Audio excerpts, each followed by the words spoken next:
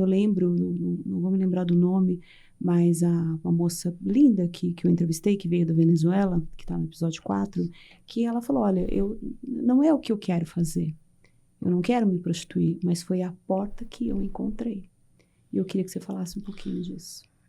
Porque geralmente a prostituição é um lugar que te acolhe, né? Você precisa trabalhar, você quer, de repente, se manter as necessidades básicas do seu sustento, uma locação, alimentação, esse autocuidado. E aí, quando você esbarra em todos esses critérios pré-estabelecidos, e aí tem essa questão, porque tem as mulheres trans, as pessoas trans às vezes têm um nível de escolaridade baixo, ensino fundamental, porque a educação não estava preparada. Sim, eu lembro nesse caso. E aí caso, a prostituição é uma ferramenta de trabalho. Ela disse que ela sofria bullying na Venezuela, Sim. na escola, né? E que ela veio para cá e também a mesma coisa. E aí o que acontece? Só que é um trabalho. Só que é um trabalho que você está totalmente segura. Porque se a gente conseguisse naturalizar o trabalho com o seu corpo, uma profissional do sexo de uma forma segura, que ela fosse executar os seus trabalhos, ela tivesse seu direito garantido, porque tem mulheres que pagam impostos trabalhando com a prostituição. Mas quando você trata de pessoas trans, muitas vezes você está condicionado à morte. Porque você vai para esse lugar e você não sabe se você vai voltar. E às vezes acho que Clarissa trouxe uma coisa tão bonita aqui, né? Sim. Quando ela falou desse amor incondicional, desse amor cheio de possibilidade, às vezes você está ali e você sonha com o amor. Você não sonha com aquele sexo que de repente leve para um hotel, uma prática sexual na esquina ou dentro do carro. Você só queria ter alguém que te recebesse com todo carinho e te tratasse da maneira mais adequada. Que não fosse regrada de privilégios, mas sim com uma palavra de afeto e que esse abraço desse amor que transcende da alma.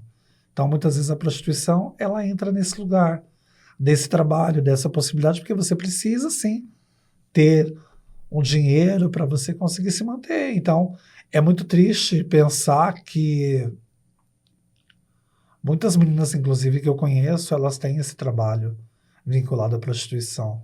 Mas elas têm um sonho de estar dentro de uma empresa. Sim, e não conseguem, não acham outra porta aberta que não seja essa. Sim, porque os critérios que a gente coloca, às vezes, são critérios muito elevados. E por mais que fale assim, mas tem tantos cursos de formação. Mas elevado sob qual ponto de vista, né? Exatamente. Sob qual ponto de vista? E aí dá essa negligência de falar assim, as pessoas não querem. Não, as pessoas querem.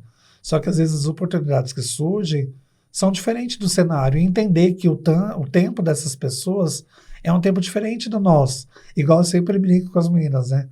Quando alguma vai para a escola. Aquela coisa da carteira, o caderno, essas coisas, o professor, a lousa, não funciona.